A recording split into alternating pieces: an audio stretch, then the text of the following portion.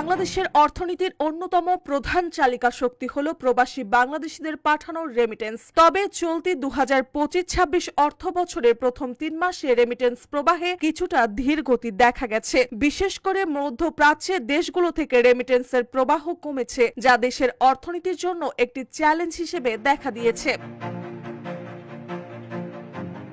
2025 সালের জুলাই থেকে সেপ্টেম্বর পর্যন্ত বাংলাদেশে মোট $7.24 বিলিয়ন মার্কিন রেমিটেন্স এসেছে, যা গত বছরে একই সময়ের তুলনায় 11.8% বেশি। তবে আগস্ট মাসে রেমিটেন্সের পরিমাণ $2.42 বিলিয়ন নেমে আসে, যা জুলাইয়ের $2.47 বিলিয়ন এবং জুনে $2.82 বিলিয়ন তুলনায় কম।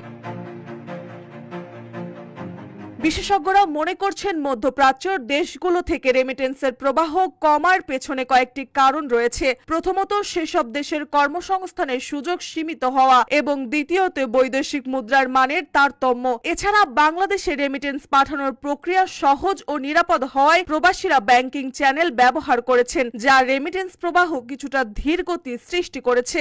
অর্থনীতিবিদরা বলছেন রেমিটেন্স প্রবাহের এই ধীর গতি দেশের বৈদেশিক মুদ্রার রিজার্ভ ও অর্থনৈতিক স্থিতিশীলতার ওপর প্রভাব ফেলতে পারে। তবে সরকার রেমিটেন্স প্রবাহ বাড়ানোর জন্য বিভিন্ন পদক্ষেপ নিচ্ছে, যার মধ্যে প্রবাসীদের জন্য বিশেষ প্রণোদনা ও সহজলভ্য ব্যাংকিং সেবা অন্তর্ভুক্ত রয়েছে।